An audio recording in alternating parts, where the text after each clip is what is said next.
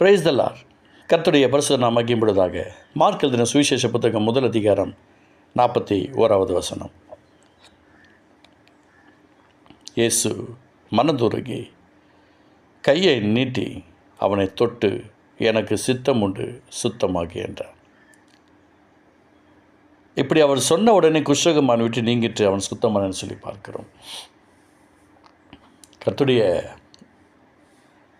ஆசீர்வாதங்கள் எத்தனையோ பேருடைய வாழ்க்கையில் தினமும் இன்றைக்கும் ஊறிக்கொண்டு தான் இருக்கிறது. இன்றைய தினத்திலையும் அந்த அன்பு கரம் ஒவ்வொருடைய வாழ்க்கையிலையும் மிகப்பெரிய ஒரு நன்மையை கொடுத்து கொண்டு தான் இருக்கிறது.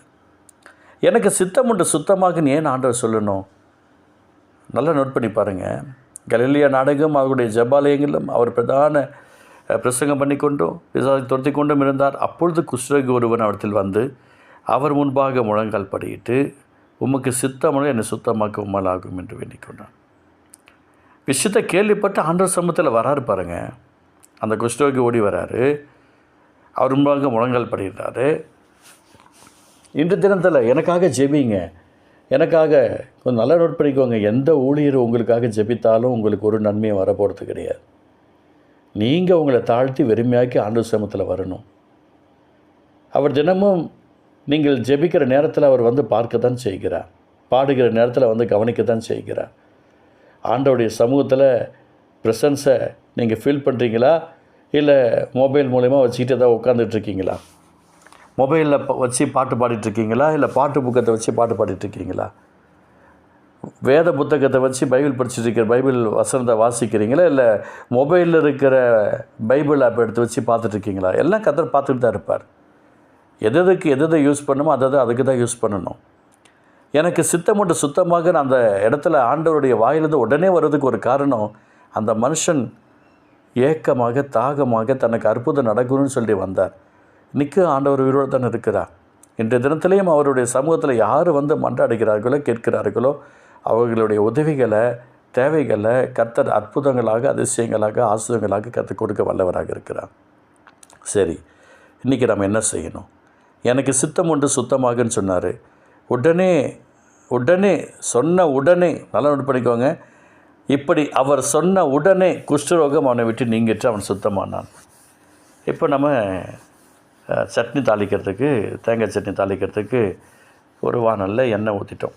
இல்லை அந்த தாளிக்கிற காண்டியில் எண்ணெய் ஊற்றிட்டோம். ஒரு 2-3 ஸ்பூன் எண்ணெய் ஊற்றிட்டு எண்ணெய் காஞ்ச உடனே கடுகு போடுறோம். கடுகு போட்ட உடனே நாளைக்கு புரியுதா, உடனே புரியுதா? உடனே தானே. அதே போல் தான் நம்முடைய ஜெபத்தில் ஒரு பெரிய கிருபை இருக்கிறது. உடனே ஒரு அற்புதத்தை கொடுக்க கர்த்தர் வல்லவராக இருக்கிறார். அதுக்கு அவர் சொல்கிறார் பாருங்க என்ன செய்யணும்னு சொல்லிட்டு. உடனே சுத்தமானன்னு சொல்லி பார்க்குறோம். அப்பொழுது அவர் அவனை நோக்கி, நீ இதை ஒருவருக்கும் சொல்லாதபடி எச்சரிக்கையாயிரு. ஆயினும் நீ போய் ஆசனுக்கு உன்னை காண்பித்து நீ சுத்தமான நிமித்தம் மோசே கட்டளையிட்டிருக்கிறவைகளை அவர்களுக்கு சாட்சியாக செலுத்து என்று கண்டிப்பாக சொல்லி உடனே அவனை அனுப்பிவிட்டான்னு பார்க்குறோம். இன்றைக்கி நீங்கள் எந்த சபையில் இருக்கிறீங்க? ஒரு அற்புதத்தை பெற்றுக்கொண்டீங்கன்னா எந்த சபைக்கு போகிறீங்களோ அந்த சபையில் இருக்கிற ஊழியக்காரருக்கு முன்பதாக செய்ய வேண்டிய அந்த பணிகளை செலுத்துங்க, செய்ய வேண்டிய கடமைகளை செலுத்துங்க. இந்த விதத்தில் நிறைய பேர் என்ன பண்ணிருக்காங்க, ஒரு பெரிய ஊழியக்காரர் வந்துட்டாங்கன்னா அவங்க நல்லா கவனிப்பாங்க, சின்ன ஊழியக்காரர் வந்தாங்கன்னா கவனிக்க மாட்டாங்க. இதே சொந்தக்காரங்களில் நல்லா வசதி படைச்சவங்க வந்துட்டாங்கன்னா அவங்கள நல்லா கவனிப்பாங்க. சொந்தக்காரங்களில் வசதி இல்லாமல் வந்தாங்கன்னா அவங்கள அந்தளவுக்கு கவனிக்க மாட்டாங்க. எனக்கு ஒரு சகோதரர் தெரியும்.